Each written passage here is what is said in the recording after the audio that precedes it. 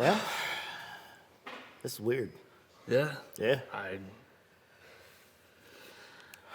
Yeah, we met him what? 2010. No, 2009. 2009.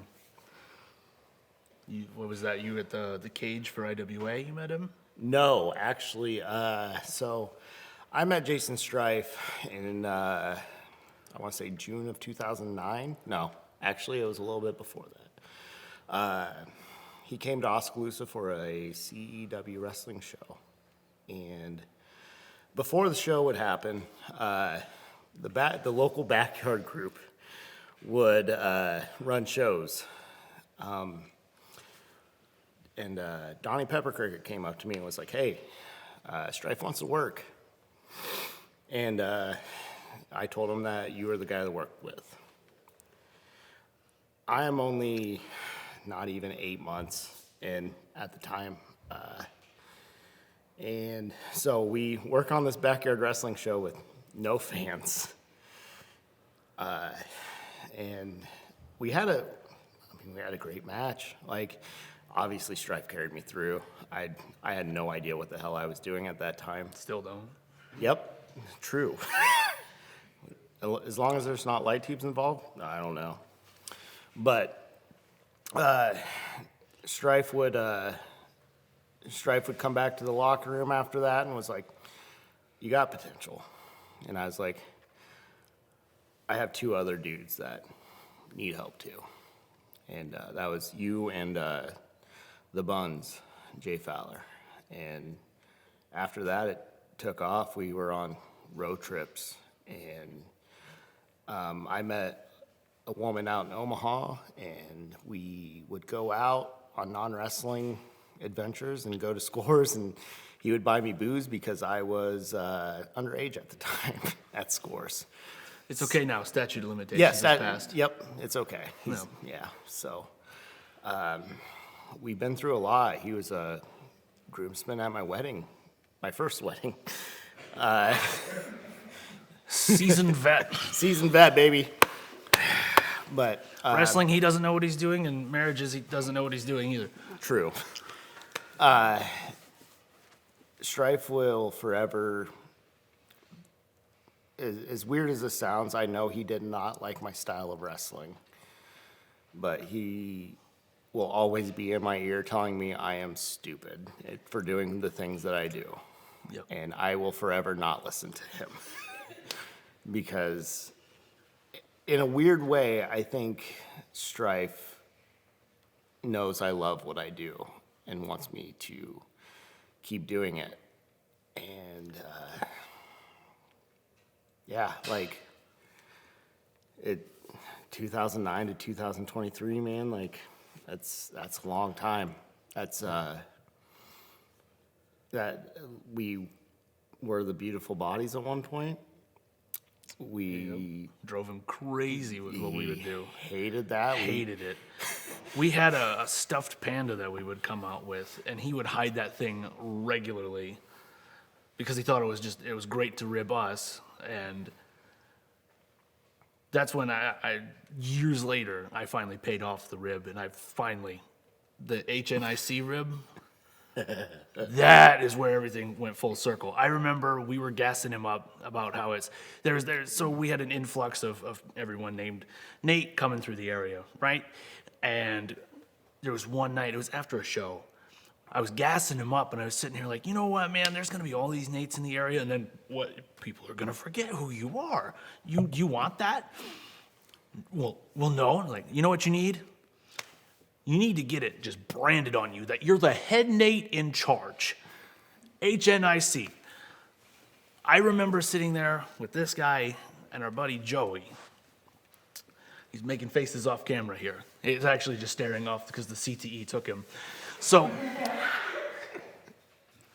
I said, you need to have it branded on you. Head Nate in charge, HNIC. And I watched him do this. And he looked away because he could not believe I just pitched this to the guy that wears rompers and carries this dachshund who's going to come out to HNIC on anything. So this long rib paid off in the long haul here. So I've gassed him up for months, and then he pulls me aside at one show and he goes, you know what? I got him. Got what? I got my HNIC tights. And it was so sweet. And then he shows up to the show and he's waving the tights around. Look at these are great, the HNIC, head Nate in charge. Everybody knew what that actually stood for. And if you still don't know what it stands for, Google's fantastic. Go punch that in and see what pops up. He was the only one who wasn't in on the joke. And you don't know how close we were to having the white guy that runs around in rompers with his dachshund trying to sell shirts that say HNIC on them. We were this close to something super glorious. And we had smartened everybody else up to it. And he still didn't know until after he cut that promo with Abu. Yes. Wearing these tights. And he's like, yeah, no, that's me. I am the HNIC. And then it was explained to him. And then there was that hesitant, goofy choke laugh of his. He realized he'd been got, and he spent a lot of money on it. And we were so close to just HNIC shirts. Oh my gosh. Can you imagine? Yeah. He'd still have them. He'd have those longer than the Team Man Pretty shirts. Those have been on the gimmick table as long as we've been falling down. Yes. I'm gonna go back to 2009, 2010. Strife had a little crew of guys, which was me, Dookie, Justin, and some California guys, and we were all Team Man Pretty. Yeah, Pretty Peter. Pretty Peter Babylon. And I was the rugged one. Yeah, you were. I was not I'm still not pretty. No, you're not. No, not at all. But God, there's so many stories, and so many tales on the road. When Magnum first started, it was me, you, and Justin were the first ones booked. And that means a lot to me. I mean, granted, I've taken some time off here and there, but every time I took time off, I would just hit up Strife and just say, hey, I'm ready to come back. And he's like, all right, you're on the next show. Or he's like, well, I'll find some space for you. So, Nate, I think Nate means more to us than he ever knew. There was only one time I wanted to fight him in the back, and that was after he told us we went too long, after everybody else went too long. Like, you know we wouldn't. And I pulled over Donnie, and I was like, I'm gonna punch this dude.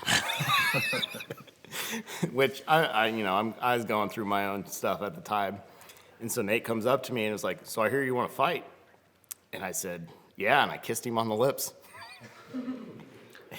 You went tongue fight. Yep. You weren't very specific. No. So we quickly, anytime any of us were mad at each other, we always buried the hatchet very, very quickly. He gave us full reign on whatever we wanted to do with Magnum. I know there's been multiple times of like, what do you guys want to do? And it's very refreshing when he puts that trust into guys like us. You know, guys that he brought up from 2009 to 2022.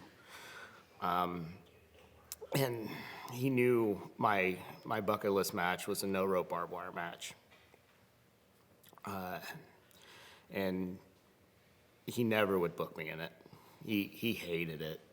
And one show he came back and was like, we're gonna build a no rope barbed wire. And he probably seen the absolute joy in my face and probably thought I was a mark. And Well, true.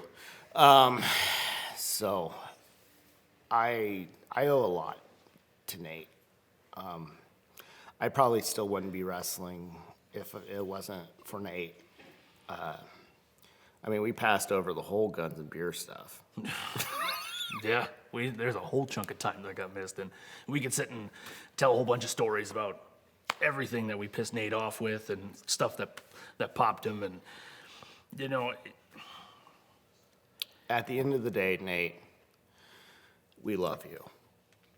No matter if we didn't talk to you for 3 or 4 years, no matter if we had an issue, we wouldn't be in the same place where we're at today. And God damn it, we're gonna fucking miss you. I know this is supposed to be family friendly, but I'm not a very family friendly guy. No. We're gonna miss you, Nate. You've done a lot for us, and all we can do is just pay it forward. Just do everything that you taught us, and make sure these other guys figure it out. We're gonna, until the time that I quit 5 more times, we're gonna carry your legacy as far as we can take it. It is January, and you already talked about quitting before we got on camera. I told you I was just too lubed up to do this. I know. But anyways, Nate, we love you. We're gonna miss the shit out of you, dude. And thank you. And thank you. Thank